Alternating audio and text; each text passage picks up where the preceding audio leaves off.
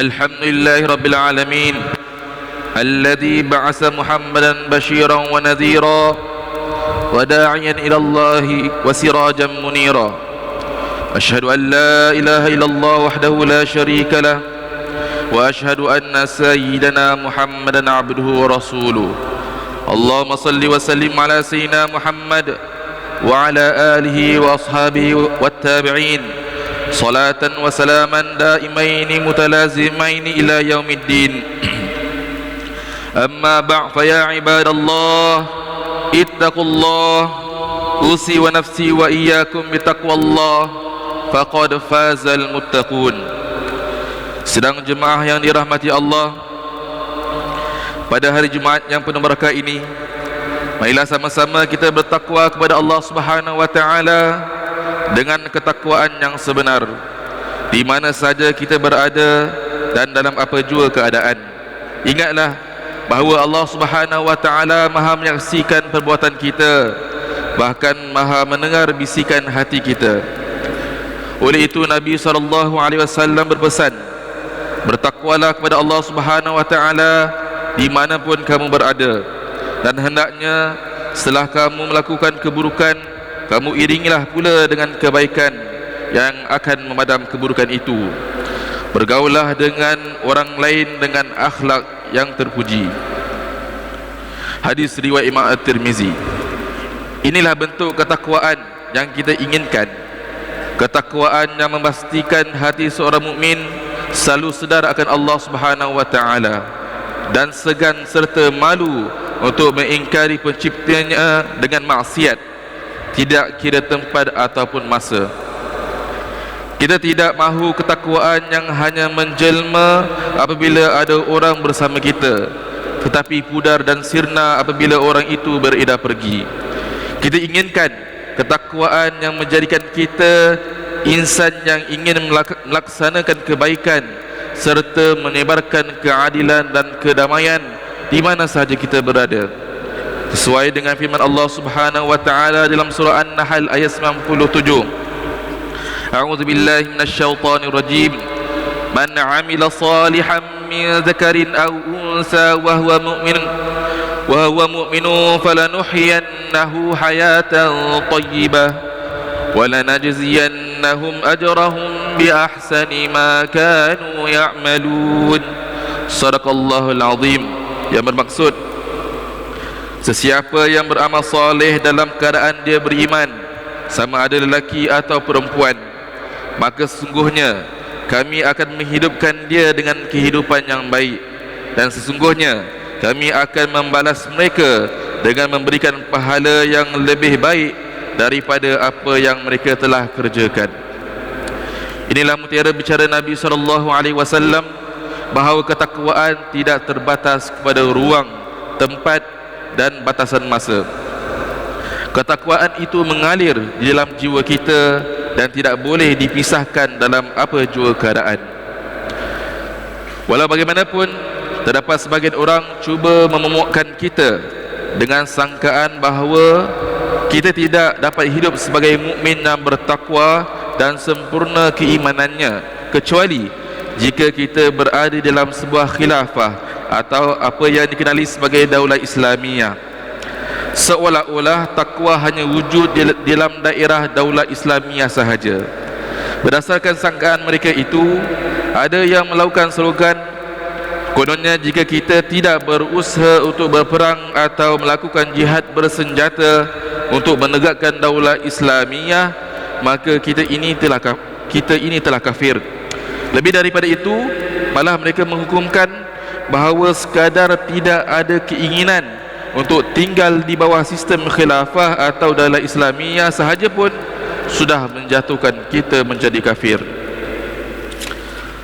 Saudara yang dirahmati Allah, seperti yang telah dijelaskan di dalam khutbah minggu lalu, terdapat sebahagian konsep di dalam agama kita yang memerlukan kepada penelitian yang mendalam dan kefahaman yang luas. Ini agar kita mampu memahaminya secara tepat dan menyeluruh.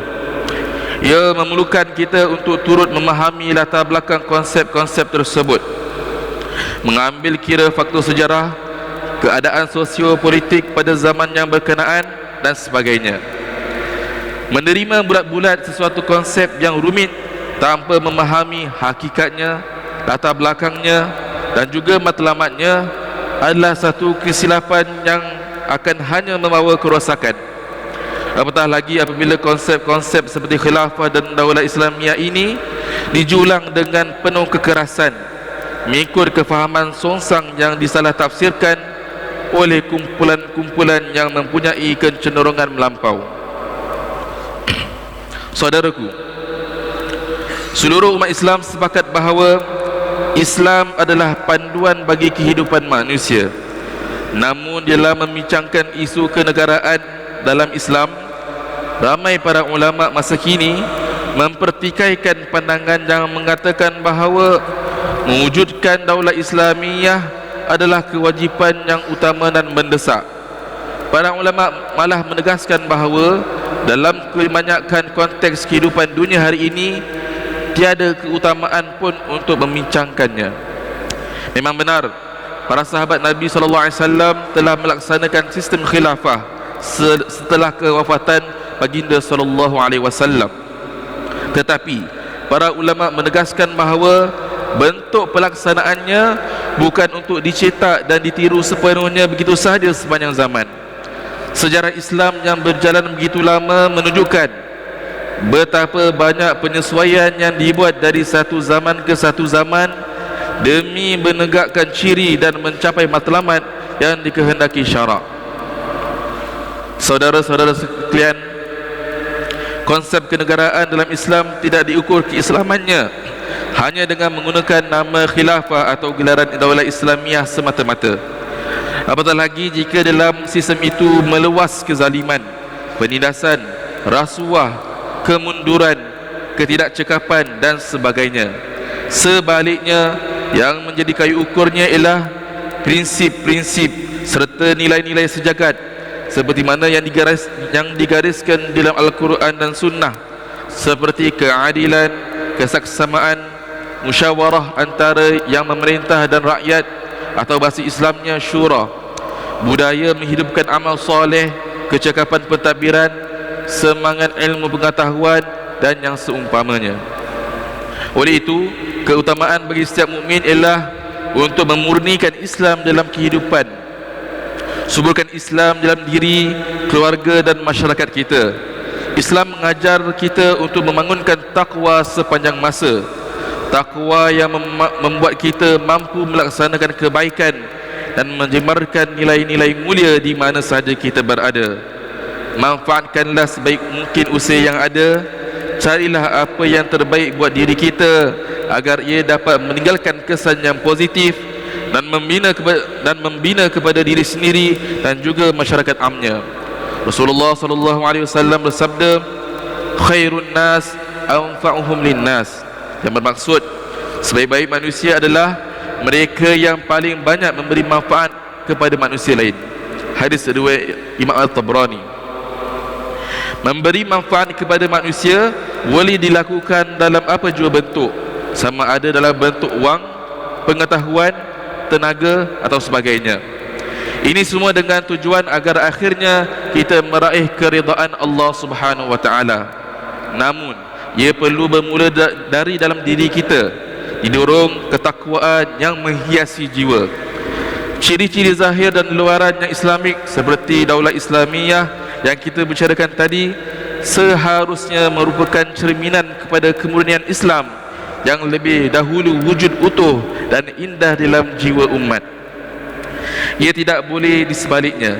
Ketakwaan yang utuh dan kepribadian yang mulia tidak boleh tertakluk hanya aspek zahiriah saja. Ketakwaan yang utuh dan kepribadian yang mulia tidak boleh tertakluk hanya apabila aspek zahiriah kehidupan manusia dan dunia sudah sila Islamik. Semoga Allah Subhanahu wa taala membimbing kita semua ke jalan yang benar dan merahmati segala usaha kita untuk bertakwa sebaik mana yang kita mampu. Sesungguhnya Dia yang Maha Pembimbing lagi Maha Merahmati.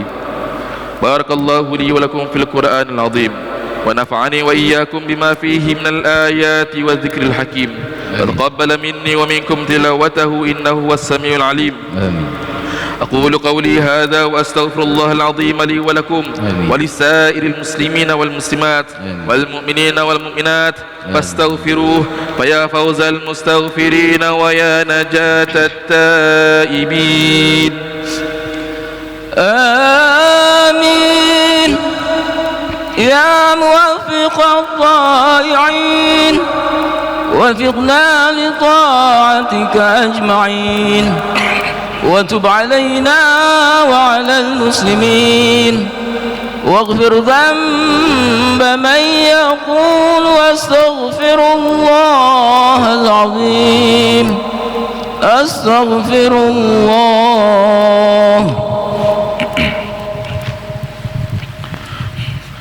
الحمد لله حمدا كثيرا كما أمر، وأشهد أن لا إله إلا الله وحده لا شريك له إقرارا بربوبيته وإرغاما لمن جحد به وكفر، وأشهد أن سيدنا محمدا عبده ورسوله سيد الخلائق والبشر. اللهم صل وسلم على سيدنا محمد وعلى آله وأصحابه مصابيح الغرر. أما بعد، فيا عباد الله اتقوا الله تعالى فيما أمر وانتهوا عما نهاكم عنه وزجر. ألا صلوا وسلموا على نبي المصطفى خير الأنام، فقد أمرنا الله بذلك حيث قال في كتاب العزيز: إن الله وملائكته يصلون على النبي يا أيها الذين آمنوا صلوا عليه وسلموا تسليما. اللهم صل وسلم على سيدنا محمد وعلى آل سيدنا محمد كما صليت وسلمت على سيدنا إبراهيم وعلى آل سيدنا إبراهيم في العالمين إنك حميد مجيد. وارض اللهم عن الخلفاء الراشدين المهديين أبي بكر وعمر وعثمان وعلي، وعن بقية الصحابة والقرابة والتابعين وتابع التابعين وتابعيهم بإحسان إلى يوم الدين، وعنا معهم وفيهم برحمتك يا أرحم الراحمين. اللهم اغفر للمسلمين والمسلمات والمؤمنين والمؤمنات الأحياء منهم والأموات إنك سميع قريب مجيب الدعوات ويا قاضي الحاجات. اللهم اغفر أمة حبيبك واجعلنا منهم. اللهم اهدي أمة حبيبك واجعلنا منهم. اللهم ارحم أمة حبيبك واجعلنا منهم. عباد الله، إن الله يأمر بالعدل والإحسان وإيتاء ذي القربى وينهى عن الفحشاء والمنكر والبغي يعظكم لعلكم تذكرون. واذكروا الله العظيم يذكركم واشكروه على نعمه يزدكم واسألوه من فضله يعطكم ولذكر الله أكبر والله يعلم ما تصنعون.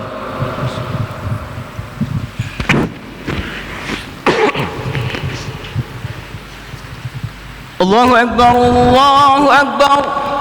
أشهد أن لا إله إلا الله. أشهد أن